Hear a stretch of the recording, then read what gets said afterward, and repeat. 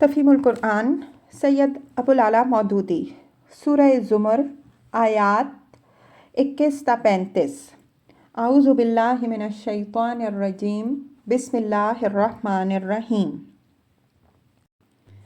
الم تر ان اللہ انزل من السماء ماء، کیا تم نہیں دیکھتے کہ اللہ نے آسمان سے پانی برسایا؟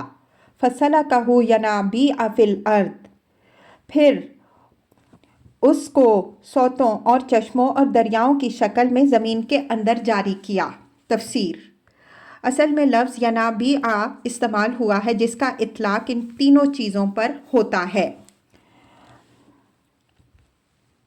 ثم یخرج بہ زرعا مختلفا الوانہ، پھر اس پانی کے ذریعے سے وہ طرح طرح کی کھیتیاں نکالتا ہے جس کی قسمتیں مختلف ہیں۔ ثم یہیج فتراہ مصفرا ثم یجعلہ حطاما، پھر وہ کھیتیاں پک کر سوکھ جاتی ہیں، پھر تم دیکھتے ہو کہ وہ زرد پڑ گئیں۔ ثم یجعلہ حطاما، پھر آخر کار اللہ ان کو بھس بنا دیتا ہے۔ ان فی ذلک لذکری لأولی الالباب، در حقیقت اس میں ایک سبق ہے عقل رکھنے والوں کے لیے۔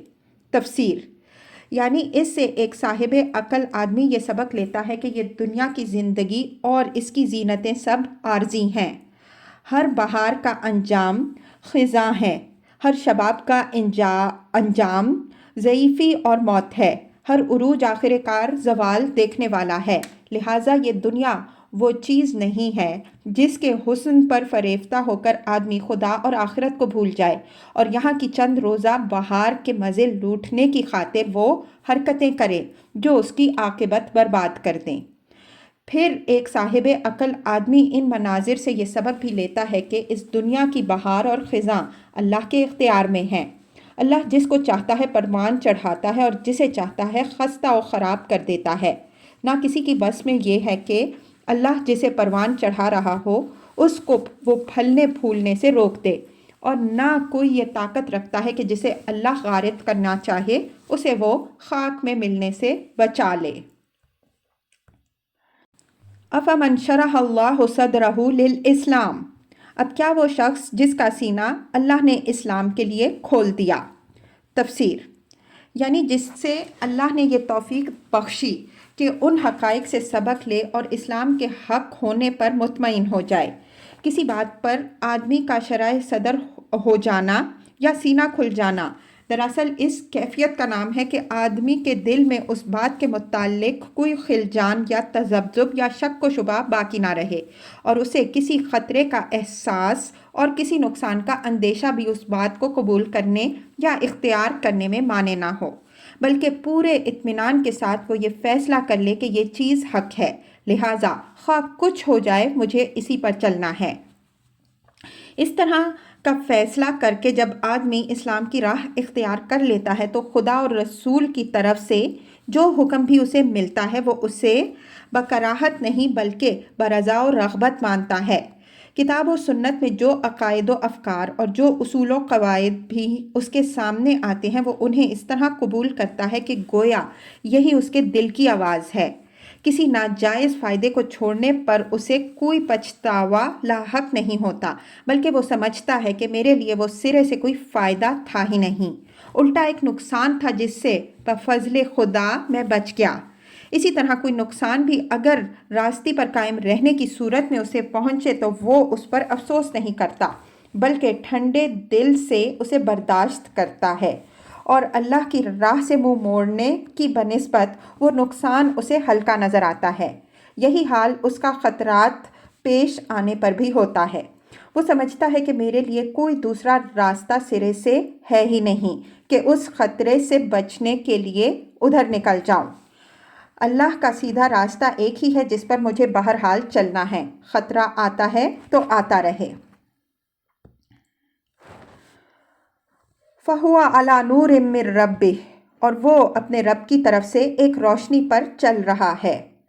تفسیر: یعنی کتاب اللہ اور سنت رسول اللہ صلی اللہ علیہ وسلم کی صورت میں ایک نور علم اسے مل گیا ہے جس کے اجالے میں وہ ہر قدم پر صاف دیکھتا جاتا ہے کہ زندگی کی بے شمار پگڈنڈیوں کے درمیان حق کا سیدھا راستہ کون سا ہے۔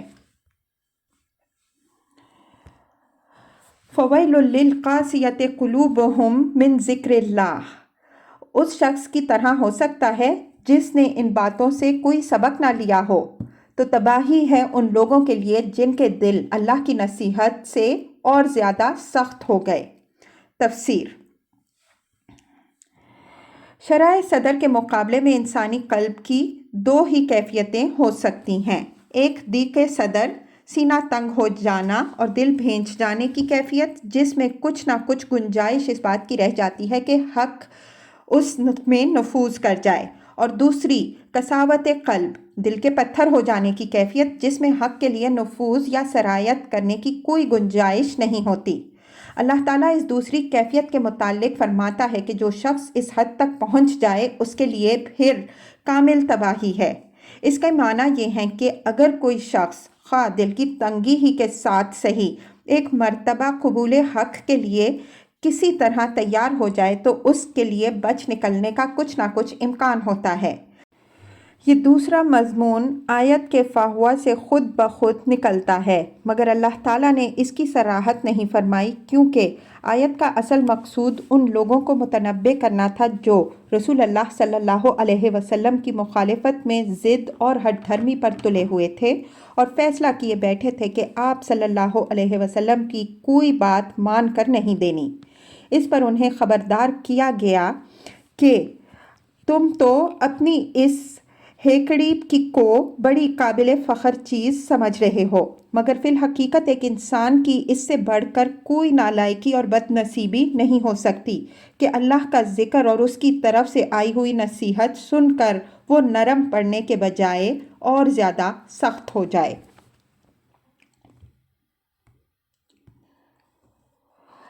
اولئک فی ضلال مبین، وہ کھلی گمراہی میں پڑے ہوئے ہیں۔ اللہ نزل احسن الحدیث، اللہ نے بہترین کلام اتارا ہے۔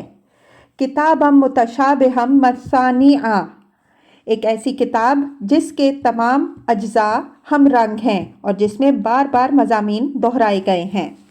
تفسیر۔ یعنی ان میں کوئی تضاد اور اختلاف نہیں ہے۔ پوری کتاب اول سے لے کے آخر تک ایک ہی مدعا، ایک ہی عقیدہ اور ایک ہی نظام فکر و عمل پیش کرتی ہے۔ اس کا ہر جز دوسرے جز کی اور ہر مضمون دوسرے مضمون کی تصدیق و تائید اور توضیح و تشریح کرتا ہے، اور معنی و بیان دونوں کے لحاظ سے اس میں کامل یکسانی، کنسسٹنسی پائی جاتی ہے۔ تقشعر منہ جلود الذین یخشون ربہم، اسے سن کر ان لوگوں کے رونگٹے کھڑے ہو جاتے ہیں جو اپنے رب سے ڈرنے والے ہیں۔ ثم تلین جلودہم، پھر ان کے جسم، وقلوبہم الی ذکر اللہ، اور ان کے دل نرم ہو کر اللہ کے ذکر کی طرف راغب ہو جاتے ہیں۔ ذالک ھدی اللہ یہدی بہ من یشاء، یہ اللہ کی ہدایت ہے جس سے وہ راہ راست پر لے آتا ہے جسے چاہتا ہے۔ ومن یضلل اللہ فما لہ من ہاد، اور جسے اللہ ہی ہدایت نہ دے اس کے لیے پھر کوئی ہادی نہیں ہے۔ افمن یتقی بوجہہ سوء العذاب یوم القیامہ، اب اس شخص کی بدحالی کا تم کیا اندازہ کر سکتے ہو جو قیامت کے روز عذاب کی سخت مار اپنے منہ پر لے گا۔ تفسیر۔ کسی ضرب کو آدمی اپنے منہ پر اس وقت لیتا ہے جبکہ وہ بالکل عاجز و بے بس ہو، ورنہ جب تک وہ مدافعت پر کچھ بھی قادر ہوتا ہے وہ اپنے جسم کے ہر حصے پر چوٹ کھاتا رہتا ہے، مگر منہ پر مار نہیں پڑنے دیتا۔ اس لیے یہاں اس شخص کی انتہائی بے بسی کی تصویر یہ کہہ کر کھینچ دی گئی کہ وہ سخت مار اپنے منہ پر لے گا۔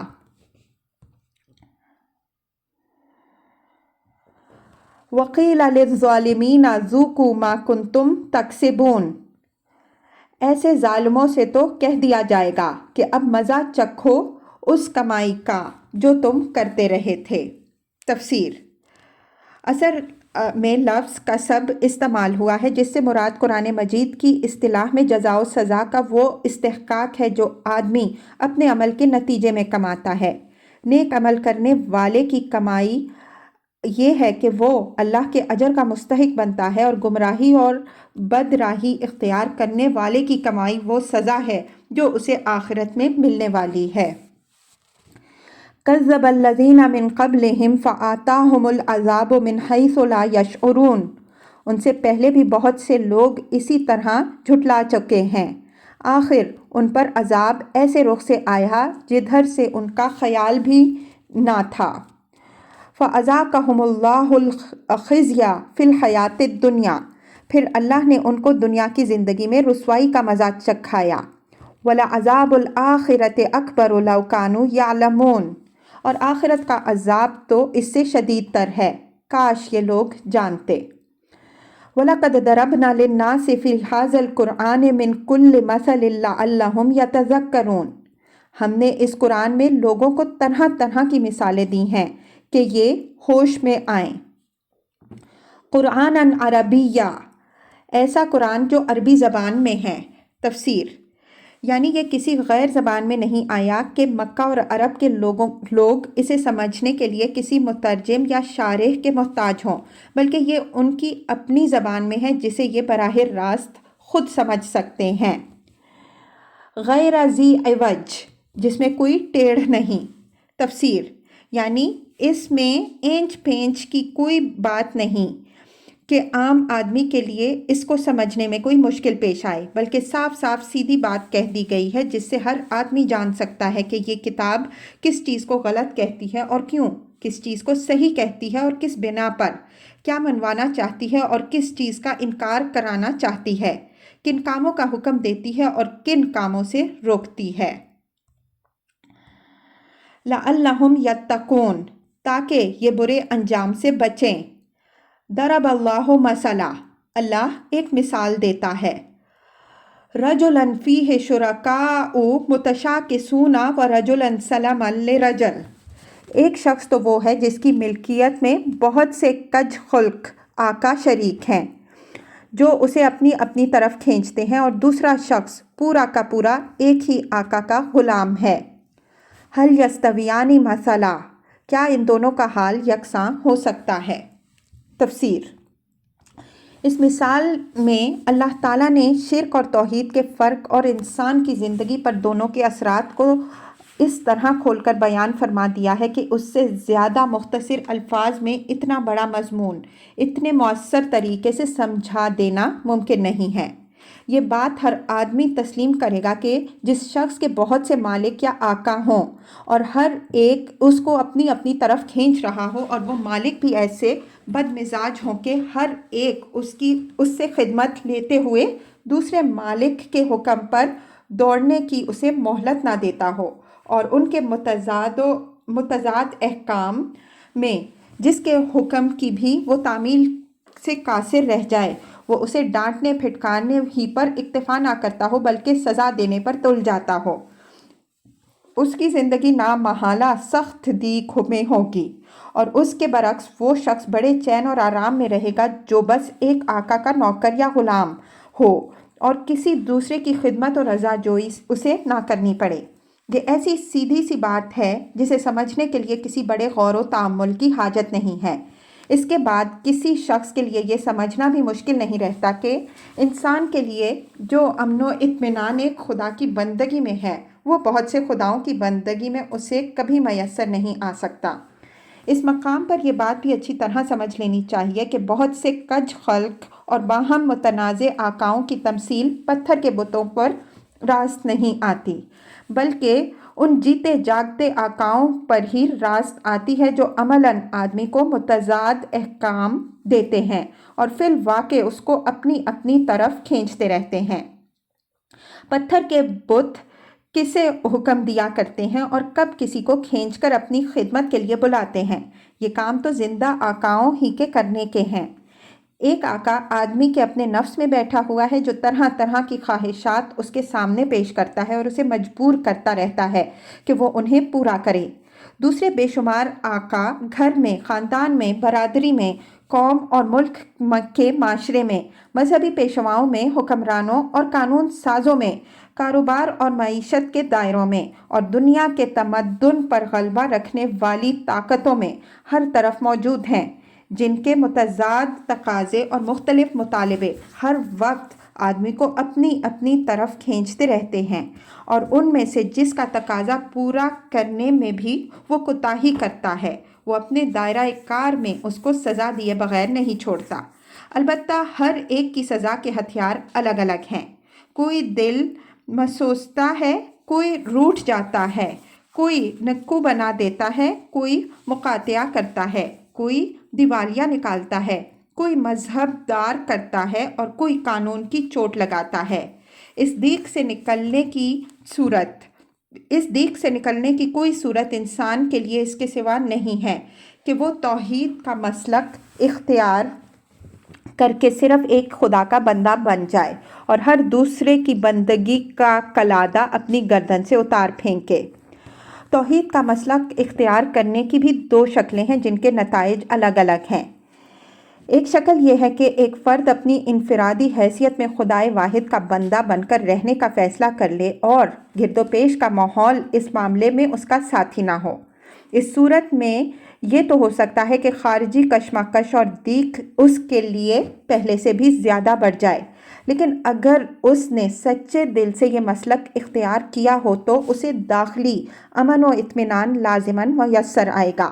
وہ نفس کی ہر اس خواہش کو رد کر دے گا جو احکام الہی کے خلاف ہو یا جسے پورا کرنے کے ساتھ خدا پرستی کے تقاضے پورے نہ کیے جا سکتے ہوں۔ وہ خاندان، برادری، قوم، حکومت، مذہبی پیشوائی اور معاشی اقتدار کے بھی کسی ایسے مطالبے کو قبول نہ کرے گا جو خدا کے قانون سے ٹکراتا ہو۔ اس کے نتیجے میں اسے بے حد تکلیفیں پہنچ سکتی ہیں، بلکہ لازماً پہنچیں گی، لیکن اس کا دل پوری طرح مطمئن ہوگا کہ جس خدا کا میں بندہ ہوں، اس کی بندگی کا تقاضا پورا کر رہا ہوں، اور جن کا بندہ میں نہیں ہوں، ان کا مجھ پر کوئی حق نہیں ہے جس کی بنا پر میں اپنے رب کے حکم کے خلاف ان کی بندگی بجا لاؤں۔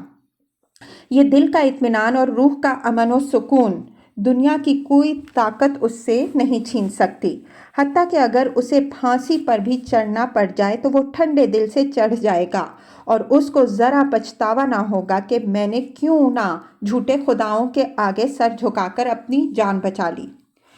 دوسری شکل یہ ہے کہ پورا معاشرہ اسی توحید کی بنیاد پر قائم ہو جائے اور اس میں اخلاق، تمدن، تہذیب، تعلیم، مذہب، قانون، رسم و رواج، سیاست، معیشت، غرض ہر شعبہ زندگی کے لیے وہ اصول اعتقاداً مان لیے جائیں اور عملاً رائج ہو جائیں جو خداوند عالم نے اپنی کتاب اور اپنے رسول کے ذریعے سے دیے ہیں۔ خدا کا دین جس کو گناہ کہتا ہے، قانون اسی کو جرم قرار دے، حکومت کی انتظامی مشین اسی کو مٹانے کی کوشش کرے، تعلیم و تربیت اسی سے بچنے کے لیے ذہن اور کردار تیار کرے، ممبر و محراب سے اسی کے خلاف آواز بلند ہو، معاشرہ اسی کو معیوب ٹھہرائے اور معیشت کے ہر کاروبار میں وہ ممنوع ہو جائے۔ اسی طرح خدا کا دین جس چیز کو بھلائی اور نیکی قرار دے، قانون اس کی حمایت کرے، انتظام کی طاقتیں اسے پروان چڑھانے میں لگ جائیں، تعلیم و تربیت کا پورا نظام ذہنوں میں اس کو بٹھانے اور سیرتوں میں اس کو رچا دینے کی کوشش کرے، ممبر و محراب اسی کی تلقین کریں، معاشرہ اسی کی تعریف کرے اور اپنے عملی رسم و رواج اس پر قائم کر دے، اور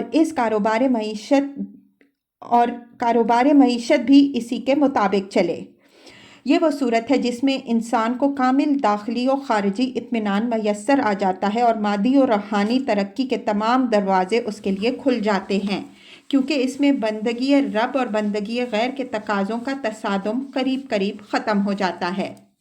اسلام کی دعوت اگرچہ ہر فرد کو یہی ہے کہ خواہ دوسری صورت پیدا ہو یا نہ ہو، بہرحال وہ توحید ہی کو اپنا دین بنا لے اور تمام خطرات و مشکلات کا مقابلہ کرتے ہوئے اللہ کی بندگی کرے، لیکن اس سے انکار نہیں کیا جا سکتا کہ اسلام کا آخری مقصود یہی دوسری صورت پیدا کرنا ہے، اور تمام انبیاء علیہم السلام کی کوششوں کا مدعا بھی یہی رہا ہے کہ ایک امت مسلمہ وجود میں آئے جو کفر اور کفار کے غلبے سے آزاد ہو کر من حیث الجماعت اللہ کے دین کی پیروی کرے۔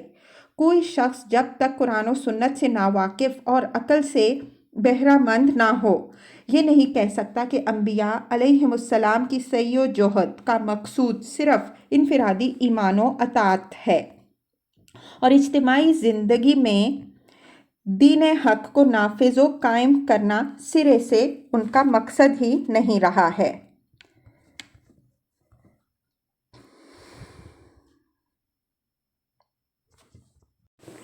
الحمدللہ۔ الحمدللہ تفسیر۔ یہاں الحمدللہ کی معنویت سمجھنے کے لیے یہ نشہ ذہن میں لائیے کہ اوپر کا سوال لوگوں کے سامنے پیش کرنے کے بعد مقرر نے سکوت کیا تاکہ اگر مخالفین توحید کے پاس اس کا کوئی جواب ہو تو وہ دے۔ پھر جب ان سے کوئی جواب بن نہ پڑا اور کسی طرف سے یہ آواز نہ آئی کہ دونوں برابر ہیں تو مقرر نے کہا الحمدللہ، یعنی خدا کا شکر ہے کہ تم خود بھی اپنے دلوں میں ان دونوں حالتوں کا فرق محسوس کرتے ہو اور تم میں سے کوئی بھی یہ کہنے کی جرت نہیں رکھتا کہ ایک آقا کی بندگی سے بہت سے آقاؤں کی بندگی بہتر ہے یا دونوں یکساں ہیں۔ بل اکثرہم لا یعلمون، مگر اکثر لوگ نادانی میں پڑے ہوئے ہیں۔ تفسیر۔ یعنی ایک آقا کی غلامی اور بہت سے آقاؤں کی غلامی کا فرق تو خوب سمجھ لیتے ہیں، مگر ایک خدا کی بندگی اور بہت سے خداؤں کی بندگی کا فرق جب سمجھانے کی کوشش کی جاتی ہے تو نادان بن جاتے ہیں۔ اِنَّکَ مَیَّتٌ وَإِنَّهُم مَیَّتُونَ، اے نبی صلی اللہ علیہ وسلم تمہیں بھی مرنا ہے اور ان لوگوں نے بھی مرنا ہے۔ تفسیر۔ پچھلے فقرے اور اس فقرے کے درمیان ایک لطیف خلا ہے جسے موقع و محل اور سیاق و سباق پر غور کر کے ہر صاحب فہم آدمی خود بھر سکتا ہے۔ اس میں یہ مضمون پوشیدہ ہے کہ اس طرح تم ایک صاف سیدھی بات سیدھے طریقے سے ان لوگوں کو سمجھا رہے ہو اور یہ لوگ نہ صرف یہ کہ ہٹ دھرمی سے تمہاری بات رد کر رہے ہیں بلکہ اس کھلی صداقت کو دبانے کے لیے تمہارے درپے آزار ہیں۔ اچھا، ہمیشہ نہ تمہیں رہنا ہے نہ انہیں، دونوں کو ایک دن مرنا ہے، انجام سب کے سامنے آ جائے گا۔ ثم انکم یوم القیامت عند ربکم تختصمون، آخر کار قیامت کے روز تم سب اپنے رب کے حضور اپنا اپنا مقدمہ پیش کرو گے۔ فمن اظلم ممن کذب علی اللہ وکذب بالصدق اذ جاءہ، پھر اس شخص سے بڑا ظالم اور کون ہوگا جس نے اللہ پر جھوٹ باندھا اور جب سچائی اس کے سامنے آئی تو اسے جھٹلا دیا۔ الیس فی جہنم مثوی للکافرین، کیا ایسے کافروں کے لیے جہنم میں کوئی ٹھکانہ نہیں ہے؟ والذی جاء بالصدق وصدق بہ، اور جو شخص سچائی لے کر آیا اور جنہوں نے اس کو سچ مانا، اولئک ھم المتقون، وہی عذاب سے بچنے والے ہیں۔ تفسیر۔ مطلب یہ ہے کہ قیامت کے روز اللہ تعالیٰ کی عدالت میں جو مقدمہ ہونا ہے اس میں سزا پانے والے کون ہوں گے، یہ بات تم آج ہی سن لو۔ سزا لازماً انہی ظالموں کو ملنی ہے جنہوں نے یہ جھوٹے عقیدے گھڑے کہ اللہ کے ساتھ اس کی ذات، صفات، اختیارات اور حقوق میں کچھ دوسری ہستیاں بھی شریک ہیں، اور اس سے بھی زیادہ بڑھ کر ان کا ظلم یہ ہے کہ جب ان کے سامنے سچائی پیش کی گئی تو انہوں نے اسے مان کر نہ دیا بلکہ الٹا اسی کو جھوٹا قرار دیا جس نے سچائی پیش کی، رہا وہ شخص جو سچائی لایا اور وہ لوگ جنہوں نے اس کی تصدیق کی، تو ظاہر ہے کہ اللہ کی عدالت سے ان کے سزا پانے کا کوئی سوال ہی پیدا نہیں ہوتا۔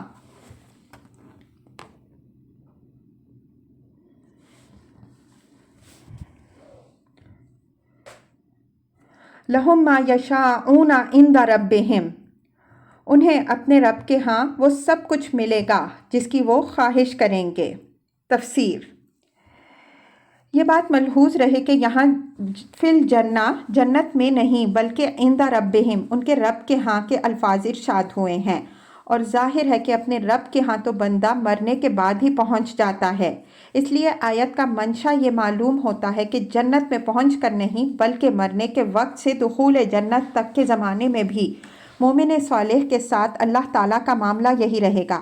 وہ عذاب برزخ سے، روز قیامت کی سختیوں سے، حساب کی سخت گیری سے، میدان حشر کی رسوائی سے اور اپنی کوتاہیوں اور قصوروں کے مواخذے سے لازماً بچتا رہے گا، اور اللہ جل شانہ اس کی یہ ساری خواہشات پوری فرمائے گا۔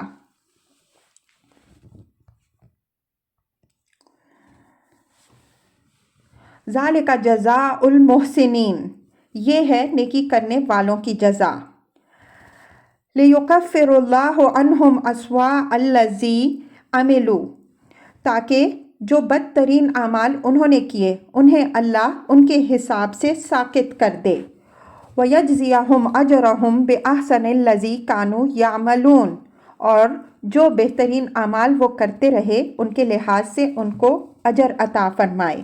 تفسیر۔ نبی صلی اللہ علیہ وسلم پر جو لوگ ایمان لائے زمانہ جاہلیت میں ان سے اعتقادی اور اخلاقی دونوں ہی طرح کے بدترین گناہ سرزد ہو چکے تھے، اور ایمان لانے کے بعد انہوں نے صرف یہی ایک نیکی نہ کی تھی کہ اس جھوٹ کو چھوڑ دیا جسے وہ پہلے مان رہے تھے، اور وہ سچائی قبول کر لی جسے حضور صلی اللہ علیہ وسلم نے پیش فرمایا تھا، بلکہ مزید برآں انہوں نے اخلاق، عبادات اور معاملات میں بہترین اعمال صالحہ انجام دیے تھے۔ اللہ تعالیٰ فرماتا ہے کہ ان کے وہ بدترین اعمال جو جاہلیت میں ان سے سرزد ہوئے تھے ان کے حساب سے محو کر دیے جائیں گے، اور ان کو انعام ان اعمال کے لحاظ سے دیا جائے گا جو ان کے نامہ اعمال میں سب سے بہتر ہوں گے۔